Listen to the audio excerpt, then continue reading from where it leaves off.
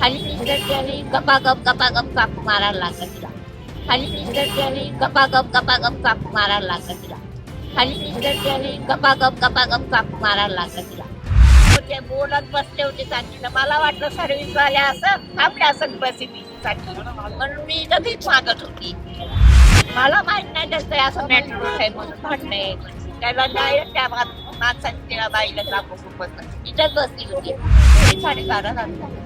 काय नेमकं काय झालं? कशावर झालं माहित नाही ना साहेब. ते दोघं चांगले बोलत बसले होते. आम्हाला काय मेट्रो पाहिजे. सोमवारी 3 फेब्रुवारी 2025ला अंबरनाथ शहरात उड्डाण पुलाजवळ एका 42 वर्षीय महिलेची दिवसा ढवळ्या चाकूने हल्ला करून हत्या करण्यात आली. या प्रकरणानंतर साहजिकच अंबरनाथ शहर परिसरामध्ये एकच खळबळ उडाली आहे आणि भीतीचं वातावरण निर्माण झालंय. पोलिसांनी दिलेल्या माहितीनुसार या हत्येचं गूढ आता उलगडलंय आणि हळूहळू यातील एक एक तपशील समोर येऊ लागलेत. प्राप्त माहितीनुसार या हत्येमध्ये सीमा कांबळे 42 वर्षीय महिलेचा मृत्यू झाल्याचं कळतंय. यामध्ये आरोपी राहुल पिंगरकर याला पोलिसांनी सध्या ताब्यात घेतलंय.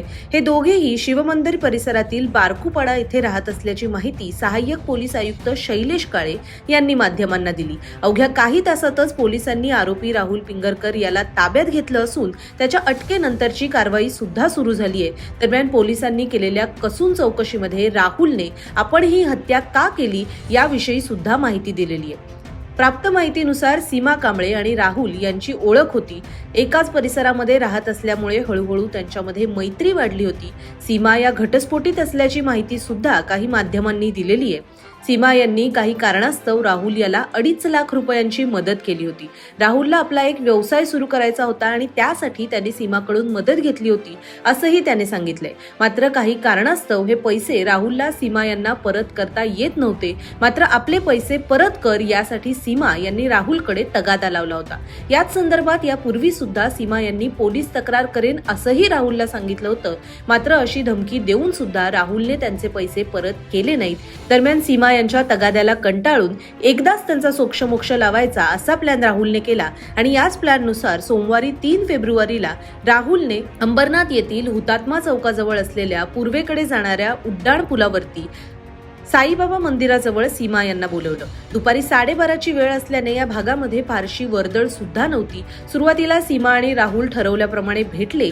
तिथे त्यांच्यामध्ये चर्चा झाली. नंतर ही चर्चा वादामध्ये रूपांतरित झाली. मात्र वाद चर्चा यामध्ये राहुलला मुळातच रस नव्हता, कारण त्याने त्याच्या डोक्यामध्ये त्याचा प्लॅन आधीच शिजवला होता.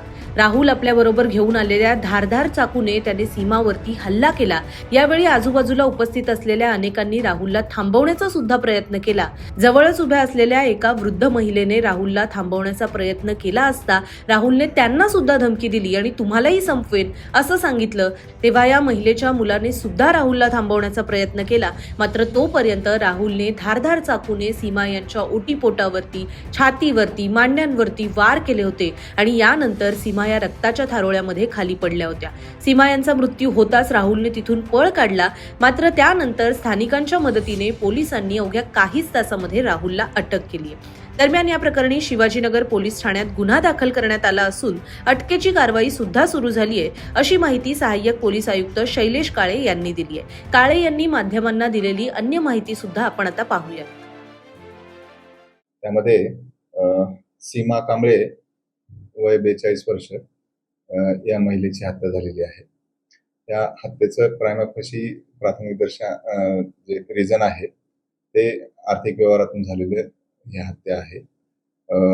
आरोपीने महिलेकडनं काही पैसे घेतलेले होते. त्या पैशाचा वापस करण्याचा तगादा लावल्यामुळे आणि ते पैसे वेळेवर न देण्यामुळे दोघांमध्ये वाद निर्माण झाले होते.